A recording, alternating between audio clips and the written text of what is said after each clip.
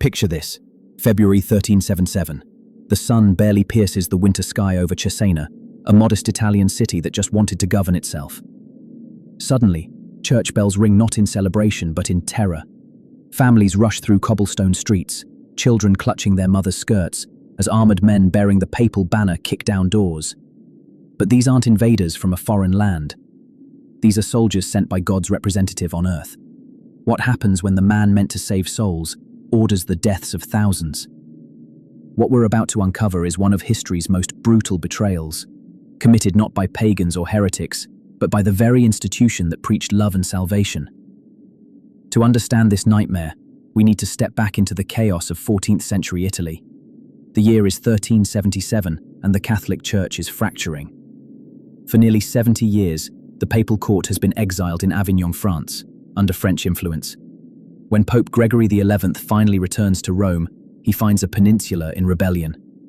Italian cities that once bowed to papal authority now taste independence and refuse to give it up. This conflict becomes known as the War of the Eight Saints, named after 8 Florentine officials who dared challenge papal power. City after city across central Italy joins the rebellion, driven by heavy taxation, corrupt officials, and foreign mercenaries who treat Italian towns like their personal playgrounds. The papal response is swift and merciless. Enter Cardinal Robert of Geneva, a man whose name should make your blood run cold. Robert isn't your typical clergyman. Born into Swiss nobility, he's more warrior than priest, more politician than pastor. Pope Gregory hands him an army of seasoned mercenaries, mostly Bretons and Gascons, battle-hardened soldiers who've spent years fighting in France. Their mission? Bring the rebellious papal states back under church control, by any means necessary. Cesena sits in the Romagna region of northern Italy, a prosperous town of roughly 20,000 souls. Like many Italian cities, it has joined the rebellion, not out of hatred for the faith, but from exhaustion with papal misrule. The citizens aren't revolutionaries or heretics. They're merchants, craftsmen, farmers who simply want fair governance and reasonable taxes. In early 1377, Robert's mercenary army approaches Cesena. The city, knowing it cannot withstand a siege, negotiates a peaceful surrender. The terms seem generous. The town will submit to papal authority, pay a reasonable tribute, and in exchange, the soldiers will protect the citizens from bandits and rival armies. The gates open. The mercenaries march in as protectors, not conquerors. But mercenaries are expensive to maintain. And these particular soldiers expect more than their wages. They demand free lodging, free food, free wine. They harass local women, intimidate shopkeepers, and treat the city like conquered territory. Tensions simmer for weeks. The proud citizens of Cesena begin to question whether papal protection is worth this humiliation. The breaking point comes on February 1st, 1377. A group of Breton soldiers, drunk and belligerent, pushes too far. The exact details remain unclear, but what starts as a tavern brawl escalates rapidly. Angry townspeople, fed up with months of abuse, turn on the foreign soldiers. In the chaos, several mercenaries are killed. The violence spreads through the streets as citizens chase the hated occupiers toward the city gates. By evening, the surviving mercenaries have fled Cesena entirely. The townspeople celebrate their spontaneous uprising, believing they've simply expelled unwanted guests. They have no idea they've just signed their own death warrant. Cardinal Robert of Geneva receives news of the revolt while camped outside the city with the main body of his army. Contemporary chroniclers tell us his reaction was swift and chilling. He didn't see this as a minor uprising to be contained. He saw it as rebellion against God himself that demanded absolute punishment. On February 2nd, Robert's forces surround Cesena. The city, defenseless after expelling its garrison, sends negotiators begging for mercy. They offer increased tribute, hostages, whatever Robert demands. The cardinal's response is deceptively simple. He promises that all who remain in their homes will be safe. The citizens, desperate to avoid bloodshed, accept these terms. What happens next defies every code of medieval warfare and Christian teaching. Instead of accepting the surrender, Robert orders his men to enter the city and kill everyone they find. Not just the rebels, not just the men, everyone. For 3 horrific days, from February 2nd through 4th, the massacre continues. Mercenaries go house to house, systematically slaughtering families who believed they were under papal protection.